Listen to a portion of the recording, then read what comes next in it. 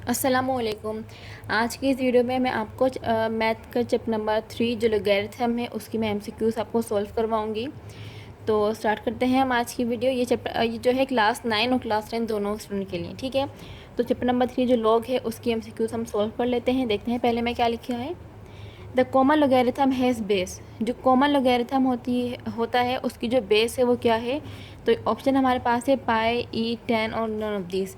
तो जो common logarithm है जो उसकी बेस है वो हमारे पास है 10। इस बात का ख्याल रखना है कि कॉमन लोगैरिथम और नेचुरल लोगैरिथम में दोनों की बेस क्या होती है, डिफरेंट होती है। अगर हमसे कॉमन लोगैरिथम पूछा जाएगा तो हम लिखेंगे 10। तो इसका सही आंसर क्या है, 10 है। और अगर हमसे पूछा जाए कि नेचुरल लोगैरिथम की बेस क्या है, तो नेचुरल की क्या है, उसकी है ये ई का सिंबल, ठीक है।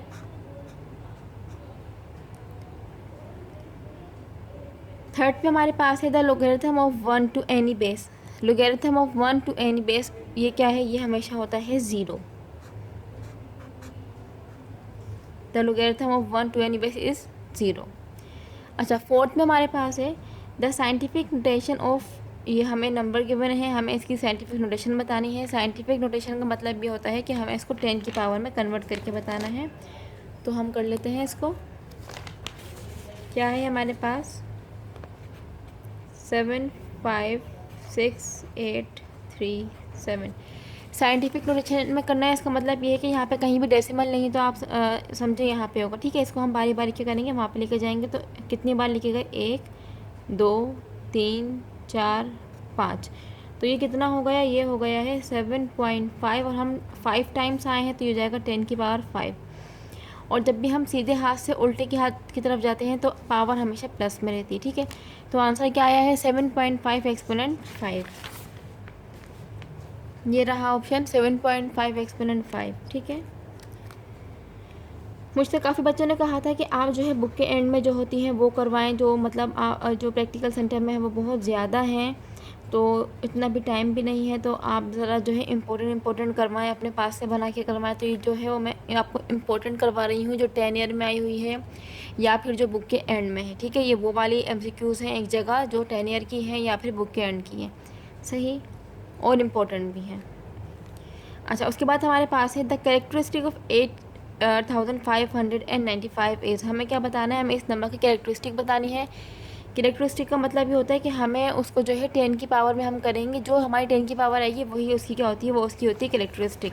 जैसे यहाँ पे 8595 हम लिखेंगे 8595, इसको हम करेंगे 10 की पावर में।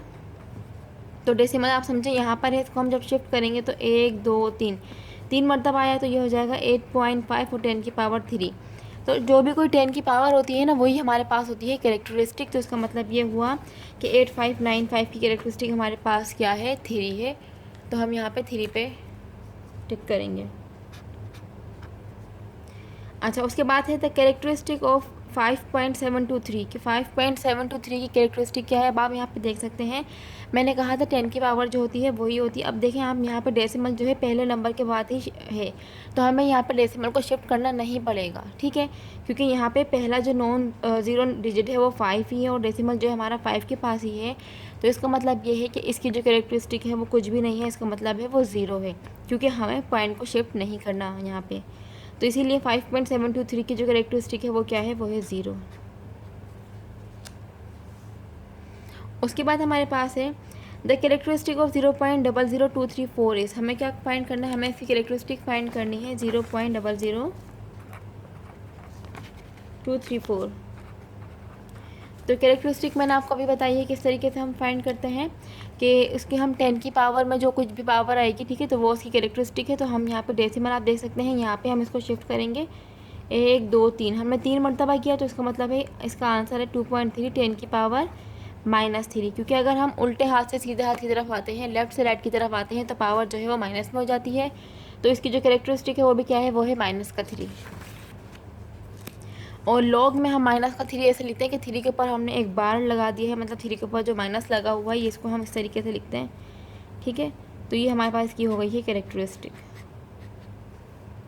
उसके बाद है the characteristic of 6.67 exponent -11 is. तो हमें इसकी जो है कैरेक्टरिस्टिक बतानी है। तो आप यहाँ पे देख सकते हैं, मैंने अभी बताया आपको कि जो 10 की पावर होती है उसे हम कैरेक्टरिस्टिक कहते हैं। तो यहाँ पे 10 की पावर क्या है, -11 है। तो इसका मतलब ये है कि इसकी जो कैरेक्टरिस्टिक है वो ये रही -11। ठीक है। अच्छा, उसके बाद हमारे पास है 9th में द कैरेक्टरिस्टिक ऑफ log 226.7 इस, हमें क्या फाइंड करनी है, इसकी कैरेक्टरिस्टिक फाइंड करनी है 226.7 की, 226.7। तो इसमें भी हम क्या करेंगे, इसको 10 की पावर में शिफ्ट करेंगे, तो डेसिमल ये रहा, हम 1 2 कितनी मरतबा है, हम 2 मरतबा लाए, तो इसका मतलब होगा ये 2.2 10 की पावर 2। तो इसकी कैरेक्टरिस्टिक हमारे पास क्या हो गई है, 2 कैसे हुई, क्योंकि यहाँ पर जो इसकी पावर है वो 10 की पावर 2 थी, तो इसका मतलब ये है कि इसकी जो कैरेक्टरिस्टिक है वो हमारे पास आ गई है 2। ठीक है, तो ये हमने चैप्टर नंबर 3 के 9 MCQ सोल्व कर लिया। हम करते हैं आगे। 10th में हमारे पास है द कैरेक्टरिस्टिक ऑफ 0.08595, हमें इसकी क्या फाइंड करनी है, हमें इसकी कैरेक्टरिस्टिक फाइंड करनी है। तो इसका आसान तरीका क्या है कि हमें इसको 10 की पावर में करना है, किसे, 0.08595। ठीक है, तो डेसिमल ये रहा, इसको जो हम शिफ्ट करेंगे 1 2 मरतबा आया, तो ये क्या हो जाएगा 8.5 और 10 की पावर क्या हो गई है 2। तो जो 10 की पावर 2 है ये हमारे पास क्या है, ये हमारे पास है कैरेक्टरिस्टिक। तो हम यहाँ पे लिख देंगे 10 की पावर 2 ये रहा, तो यहाँ पे ये इसकी कैरेक्टरिस्टिक है। ठीक है, तो 2 पे हम टिक कर देंगे।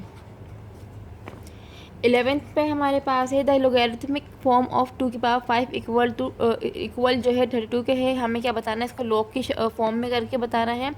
तो इसका जो तरीका होता है वो क्या होता है कि हम यहाँ पे इसको इस तरीके से लिखेंगे, ये सेकंड वाला जो हमारे पास बेस होती है ना, उसे हम लिखते हैं लॉग के नीचे, जो पावर होती है उसे हम लिखते हैं इक्वल के बाद, और जो इक्वल के बाद होता है उसे हम लिखते हैं लॉग के बराबर में। ठीक है, यहाँ पे इस तरीके से 2 इसकी बेस है ना, तो जो बेस होती है वो आती है लॉग के नीचे, 5 इसकी पावर है, पावर आती है इक्वल के बाद। ठीक है, बस आपको ये याद रखना, जो बेस है वो लॉग के नीचे आएगी, जो पावर है वो इक्वल के बाद आएगी, और जो इक्वल के बाद होता है वो हो जाएगा पहले। तो इसका मतलब ये है कि इसकी जो ये लॉग की शक्ल में जो हम इसको लिखेंगे वो हम इस तरीके से लिखेंगे, log 2 की पावर 32 इक्वल टू 5।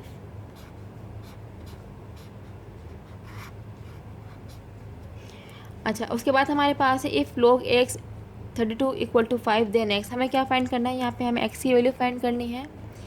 तो कर लेते हैं, क्या लिखा है, log x 32 इक्वल टू 5।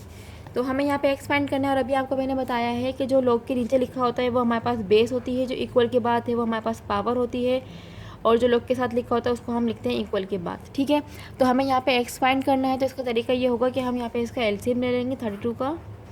तो 2 1 ज़ा 2, 2 6 ज़ा 12, 2 8 ज़ा 16, 2 4 ज़ा 8, 2 2 ज़ा 4, 2 1 ज़ा 2। ठीक है, ये हमारे पास क्या आ गया, ये हमारे पास आ गया है इसका एलसीएम 1 2 3 4 5, 1 2 3 4 5, 5 टाइम्स 2 आया है, तो हम इसको इस तरीके से लिख सकते हैं ना, x की पावर 5 है, और हम इसको लिख सकते हैं 2 की पावर 5, ऐसा कर सकते हैं। ठीक है, क्योंकि हमने इसको क्या कर लिया, हमने इसका एलसीएम लिया था, तो ये हो गया है 2 की पावर 5। तो आपको एक बात याद रखनी है, log में हमेशा अगर पावर एक जैसी होती है तो इसका मतलब ये है, अगर पावर सेम है तो उसकी बेस सेम होगी, और अगर बेस सेम होती है तो उसकी पावर सेम होगी। दोनों बातें आपको याद रखनी है, अगर बेस सेम तो पावर इक्वल होगी, और अगर पावर इक्वल है तो बेस सेम होगी। ठीक है, अब आप यहाँ पर देख सकते हैं कि 5 और 5 मतलब दोनों की पावर क्या है, इक्वल हो गई है, तो इसका मतलब ये है कि जो x है वो इक्वल टू होगा 2 के। तो हम यहाँ पे इसका ऑप्शन लगाएंगे 2।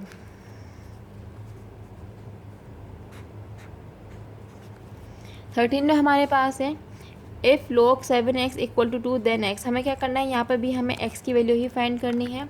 तो लिखने का तरीका क्या होगा, जो log के नीचे लिखा होता है वो बेस होती है, इक्वल के बाद जो है वो पावर है, और जो इक्वल से पहले होता है वो इक्वल के बाद हम लिख रहे होते हैं।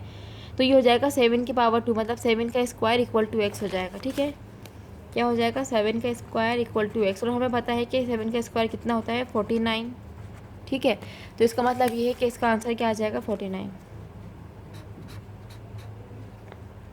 फिर उसके बाद है इफ़ log 4x इक्वल है माइनस का 3/2, तो हमें क्या फाइंड करना है, यहाँ पे x फाइंड करना है। यहाँ पे हमारे पास है 4 की पावर -3/2 आ जाएगा, क्योंकि जो नीचे लिखा है वो हमारे पास हो गई बेस, इक्वल के बाद वाली हो गई पावर, तो ये हमारे पास हो जाएगा 4 की पावर -3/2 और इक्वल टू x, हमें यहाँ पे x फाइंड करना है। ठीक है, अब क्योंकि यहाँ पे जो है हमारे पास क्या है, माइनस का 3/2 है, तो हम यहाँ पे इसको इस तरीके से कर सकते हैं ना कि 4 है, 4 को जो है हम 2 की पावर 2 करके लिख दें अगर, ठीक है।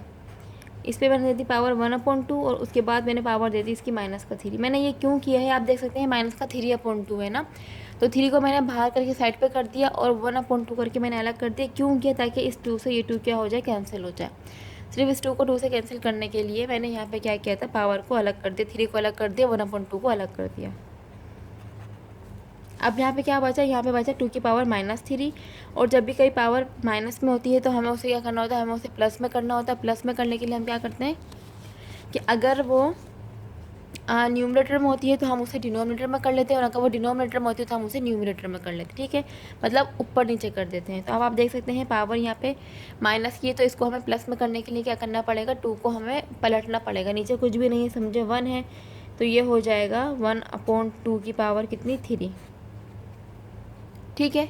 तो 1 की पावर 3 क्या होगी, 1 ही होगी, जाहिर सी बात है। और 2 की पावर 3 कितना है, 2 की पावर 3 होता है 8। तो इसका आंसर क्या आया है, 1/8। तो यहाँ पे हम टिक करेंगे 1/8 पे।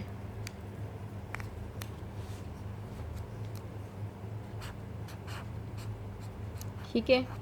15 में हमारे पास है if log a 16 = 4 then a। हमें a क्या है, a बेस है, 4 उसकी पावर है और इक्वल टू 16।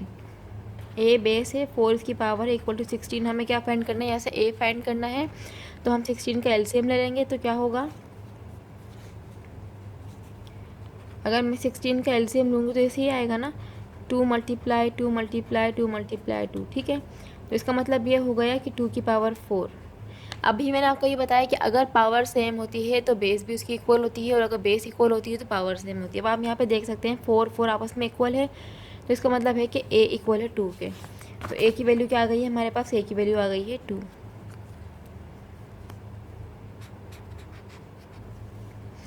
अच्छा, 16 में हमारे पास है if log 1000 = y then the value of y। हमें क्या फाइंड करना है, 10 है, 10 की पावर y = 1000। तो हमें बताना है कि y किसके इक्वल है, क्या है, 10 की पावर y = 1000, ऐसा ही है। तो हम इसको यहाँ पे इस तरीके से लिख सकते हैं, 10 की पावर 2, ये 10y है, और इसका मतलब ये होगा 10 का स्क्वायर, ऐसा ही है, क्योंकि 10 का स्क्वायर क्या होता है, 1000 होता है। तो इसका मतलब ये है कि अगर बेस सेम है, मतलब 10 और 10 है, बेस सेम हो गई तो पावर भी इक्वल होगी। तो मतलब पावर क्या है, y = 2 के। तो इसका आंसर क्या आ जाएगा, 2।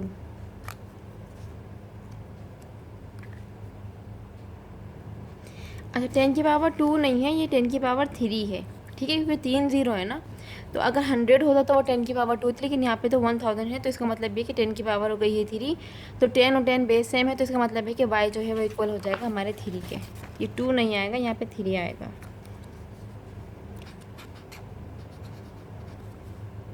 अच्छा, उसके बाद हमारे पास 17 में है log a, ऊपर लिखा है x³ y/z²। इसको हमें log के फॉर्म में करके लिखना है। और ये बात हमें पता है कि अगर पावर जो है, अगर कोई भी नंबर आपस में डिवाइड हो रहे होते हैं log में, तो हम उसे माइनस करेंगे, मल्टीप्लाई में हम उसे प्लस कर रहे होते हैं, ठीक है। और जो पावर होती है वो पहले लिख कर आती है। अब आप देख सकते हैं कि यहाँ पे जो x और y है ये आपस में प्लस हो रहे हैं, और सॉरी मल्टीप्लाई हो रहे हैं। तो log का जब हम सॉल्व करेंगे तो यहाँ पे प्लस आ जाएगा, क्योंकि यहाँ डिवाइड है, तो इसका मतलब है कि यहाँ पे माइनस आ जाएगा। तो log है ऐसे ही आएगा, x³ है ना, तो क्यूब का मतलब जो 3 है वो पहले उतर के आ जाएगा, पहले आ जाएगा। तो ये हो जाएगा 3 log a x, फिर बीच में इनके मल्टीप्लाई हो रहा है, तो यहाँ पे आ जाएगा y प्लस, फिर आ जाएगा log a y, फिर आ जाएगा माइनस, फिर क्योंकि z² था तो ये आ जाएगा 2, ठीक है। तो इसकी जो कौन सी फॉर्म है यहाँ पे हम चेक कर लेते हैं।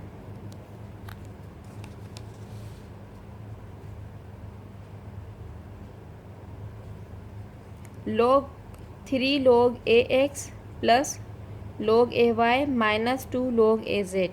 तो इसकी जो ये वाली कंडीशन है ये क्या है, ये ठीक है, क्योंकि यहाँ पे क्या हो रहा है, इसको पहले मैं हाईलाइट कर लूँ, इसका ये सही आंसर है। इस तरीके से अब आप देखें यहाँ पे कि ये है log a x³ है ना, क्यूब है, तो क्यूब का मतलब है कि पावर पहले आती है, तो 3 पहले आ गया। log a x हमने ऐसे ही लिखा, x और y आपस में ये मल्टीप्लाई थे, तो बीच में साइन आ जाएगा प्लस का। फिर y पे देखें कोई पावर नहीं है, तो इसका मतलब है कि हमने log a y ऐसे ही लिख दिया। फिर डिवाइड का साइन है, डिवाइड की जगह माइनस का साइन आता है। जेड स्क्वायर है तो जो स्क्वायर का 2 है वो बाहर आ गया और log a के बाद हमने लिख दिया है z, तो ये इसका हमने जो सही आंसर है वो ये है। तो हमने चैप्टर नंबर 3 जो log है हमारा उसकी हमने 17 MCQ सॉल्व कर ली हैं और ये इंपॉर्टेंट MCQs हैं जो 10 ईयर की हैं और जो बुक के एंड में आपको मिल जाएंगी, ठीक है, जो एक्सरसाइज में से बीच में से भी ये बनी हुई है। तो अगर आपको इसमें कोई भी कन्फ्यूजन हो या कुछ भी पूछना हो तो आप मुझसे पूछ सकते हैं। अल्लाह हाफ़िज़।